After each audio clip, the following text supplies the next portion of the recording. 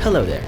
Welcome back to Originality Check, where we take a park's coaster lineup, always past coasters, current coasters, and coasters currently under construction, and we grade them all based upon originality. To determine the originality of a coaster, there will be 3 requirements for every coaster. The first requirement being that the coaster originally opened at the park and was not relocated from another park. The second requirement is that it is not a cloned model. And the third requirement is that it is an original name. Each coaster can rack up to 3 points each. And at the end of this video, we will add up all these points together and determine the originality of the entire park. For this episode, we are doing Busch Gardens Williamsburg, which I kind of consider my second home park. Busch Gardens Williamsburg has had 16 coasters in its history, giving the park 48 possible points that it can score for originality. Now before we get lost in the Black Forest, if you haven't already, make sure you hit that subscribe button. I'm watching you. If you haven't done it by now, what are you doing with your life? Just do it. Trust me, you won't regret it. Take Balby's word for it. You won't regret subscribing to the channel. Isn't that right, buddy? That's his way of saying subscribe. Okay, he's pretty spicy. I'm gonna put him down right now. Onto the coasters. We're gonna go in order from the oldest coaster to the newest coaster. The first coaster at Busch Gardens Williamsburg was Glissada, opening in 1975 and operated until 1985. This was a Schwarzkopf jumbo jet, and this was located where Dark Coaster currently is. It wasn't originally built at the park, so we got a checkpoint there, but it was a clone model, so no checkpoint there, but it is an original name, so 2 points for Glissada. Up next is Das Kätzchen, opening at the park in 1976 and operated until 1984. This was an Alan Herschel Little Dipper model. It was originally opened at the park, however many clones of this coaster were made, but it did have an original name, so 2 points for Das Kätzchen. Die Wildkatze, opening in 1976 and operated until 1983. This was a Schwarzkopf Wildcat model. Die Wildkatze in German means wildcat. This did originally open at the park, it was a clone model, and it had an original name, so 2 points for Die Wildkatze. Loch Ness Monster, opening at the park in 1978. This is an Aero custom looping coaster. Iconic for its interlocking loops, it was the first full circuit coaster to feature interlocking loops and is now the last coaster to feature interlocking loops. It did originally open at the park, obviously it's not a clone, and there's no other coasters with the same name, so 3 points for Loch Ness Monster. Big Bad Wolf, operating from 1984 to 2009. This was an Aero suspended coaster, and debatably one of the most beloved ones ever made. Most famous for its setting going through a German village and then for its drop down into the Rhine River at the end. This did originally open at the park, there were no other clones of it, and it is an original name, so 3 points for Big Bad Wolf.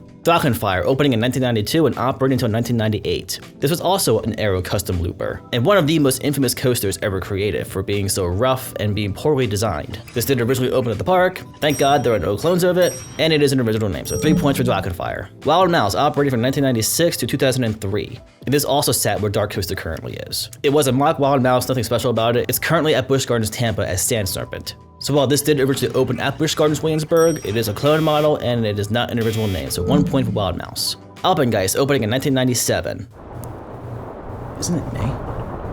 To this day, it is still the world's tallest B&M inverted coaster. It doesn't have the tallest drop, but it is still the tallest overall. And in my opinion, it's the most intense B&M invert out there too, especially the Cobra Roll. This did originally open at the park, there's no other clones of it, and it is an original name, so 3 points for Alpengeist. Apollo's Chariot, opening in 1999. This was the very first B&M hypercoaster, and I'd say it's one of the most temperamental B&M hypers I've ever ridden. Some days it can run great and super smooth, other days it can run slow and super rough. Just depends on the weather. This did originally open at the park, there's no clones of it, and it is an original name, so 3 points for Apollo's Chariot. Griffin, opening in 2007. This was the very first floorless B&M dive coaster made, and it has the widest trains in the world for any coasters, having 10 cross seating.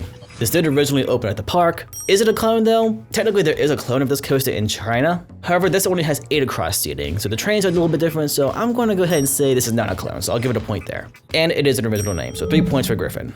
Grover's Alpine Express, opening in 2009. It's a Zero family coaster, not really much to it. It did originally open at the park, there are a few clones of this, but it does have an original name, so 2 points for Grover's. Fairbolton, opening up in 2012. Also a Zero family multi-launch coaster, and this is not a family coaster. This was the replacement for Big Bad Wolf, and the end of the ride follows the same layout as Big Bad Wolf did, with that drop going down into the Rhine River. This did originally open at the park, there's no clones of it, and it is an original name, so 3 points for Fairbolton. Tempesto, opening in 2015. This is a Premier Rise Skyrocket 2 model. It did originally open at the park, but there are plenty of these all over the world, so it is a clone. But it does have an original name, so 2 points for Tempesto.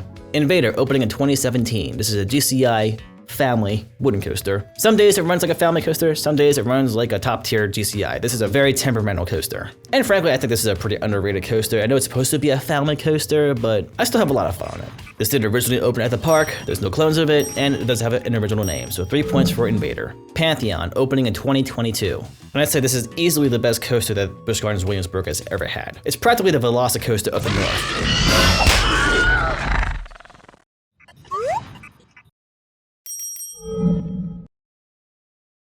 And up last is Dark Coaster, opening this year in 2023. And as I'm filming this video, I haven't ridden this coaster, but by the time this video is out, I have already ridden this coaster. So Ryan from the future, how'd you like this ride?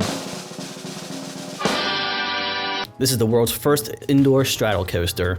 Continuing off from the story of their original ride, Dark Castle. This originally opened at the park, there's no clones of it, and it is an original name, so 3 points for Dark Coaster. Alright, that's all the coasters in Busch Gardens Williamsburg's history. We got all the points right here. Let's add them up all together and see what we got.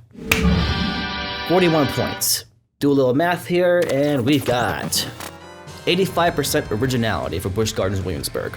I was expecting this park to score pretty high for this test. I've always seen both Busch Gardens parks as very unique and very original parks. While they have had a few clones here and there, but with the clones that they have had, they tend to add some kind of theming to it to kind of stand out a little bit more than the other versions of that same ride. Well, that's a wrap on this episode of Originality Check. I hope you guys enjoyed it, and I'll catch you guys in the next loop. See you guys.